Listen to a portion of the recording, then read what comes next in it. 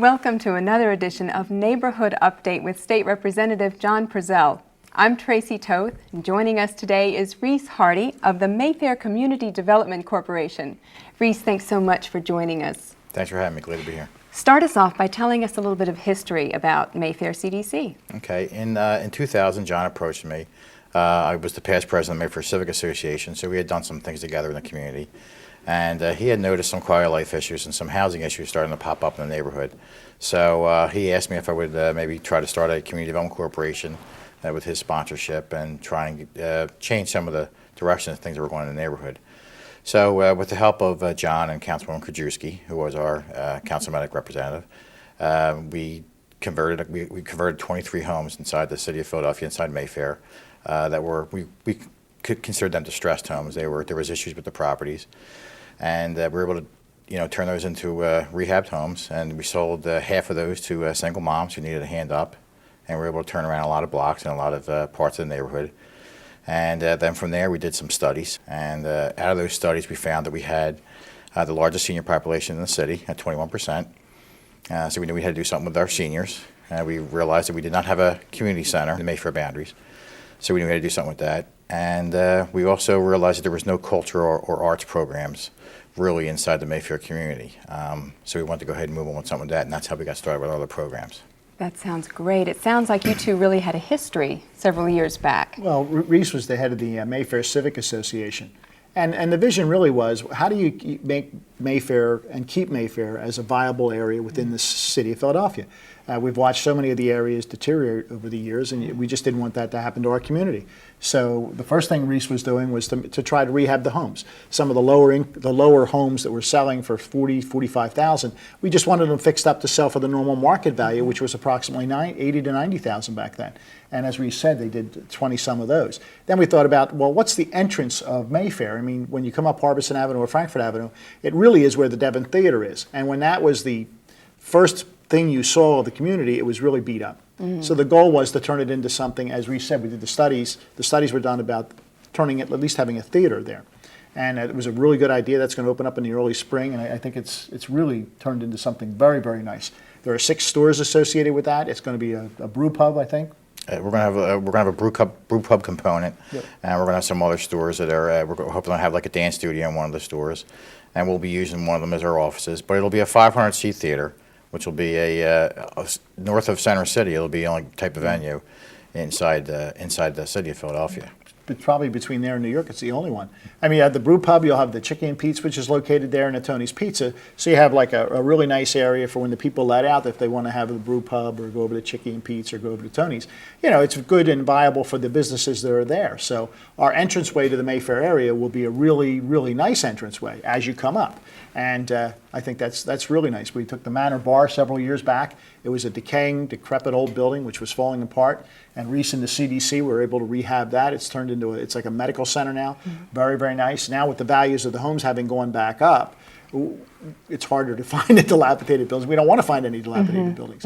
But should we have a need to fix something up, at least between what we're all able to do, the public-private partnerships, we'll be able to fix whatever we see that's starting to fall back up.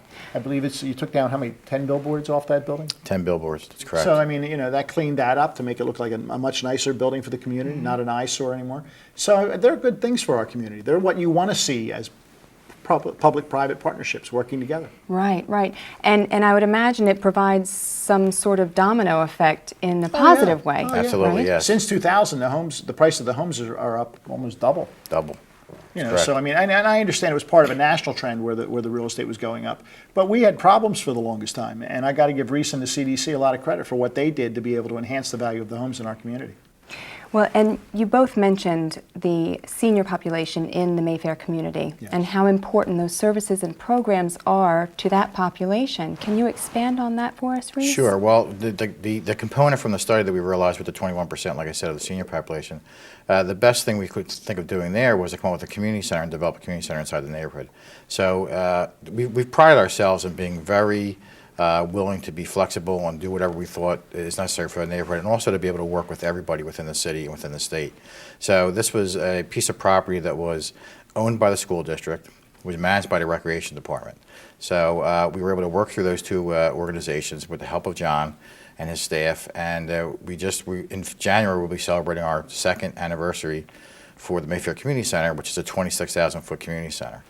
We service over 30 groups in there, about 1,500 to 1,800 people come through there annually. We run it basically as a senior center during the day, and we have all kinds of programs like walking, tai chi, ballroom, dancing.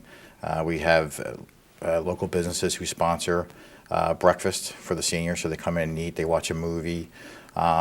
We have groups from the Red Hat Society to the Mothers of Twins and Triplets.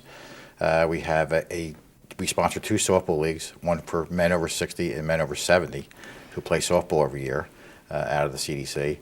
And we also we have groups like we have a program on Friday nights for a sports program for children with autism. So we have a very dynamic and well-diverse program inside the community center. So we're very proud of the building and what we do in there. I bet. John, how important is the work of the Mayfair CDC to the community, when it corresponds to our commercial corridor, Well, one of the things you have to do with your commercial corridor is make sure it stays viable. And with the addition of the Devon, which will be finished up and fixed, with making sure the Manor was okay, we've had a couple problems on Frankfurt Avenue that we've straightened out amongst different groups and organizations. It's important, if the commercial properties aren't viable, then ultimately the housing prices drop. And the last thing you want to see is the neighborhoods start to go in a downward spiral. So in my mind, really, as long as you keep the business community viable, you can keep the housing stock viable. And that keeps people in the city and living in the row homes in Mayfair. And it would positively impact the social and the economic. Absolutely. I mean, if you've listened to what we said here a little bit earlier, you're taking care, you're making sure the kids have things to do so they're not out on the streets. Right. You have the seniors, they don't have to stay in their homes because they have nothing to do. We're making sure that we have things for them to do. We've got the young youth activities, which are all over the Mayfair area, so we have that. And we have indoor for the after school and for the evening for the young people of the area. Now we're getting into the cultural end of it. We believe from the statistics we've seen that the cultural end of it will hold its own. It will pay for itself. So I think when you look at that all in tandem, you've got your cultural, you've got your kids, you've got your seniors, you've got a viable business community, you have a viable neighborhood. Right. Now, Reese, it sounds like it has a really strong foundation. Where do you see the Mayfair CDC in the future? Well, I see us continuing to grow our programs, and as far as the commercial district goes, I mean, one of the main things we were able to do is we were able to take a look at what some issues were in the neighborhood, like cleanliness, lighting, no place for the seniors even to take a break and sit down if they were shopping. So we wanted to make it that it was a safe and clean environment for the seniors to be able to walk up and down the avenue. So we almost have like basically a special services district inside Mayfair. We have 6 cleaning machines that we run all season. We took another dilapidated building that was an empty building, and we got that from the city. And with funding from the Horticultural Society, we made that a beautiful sitting park. We just won an award for it over the summer. That's right in the middle of one of the blocks.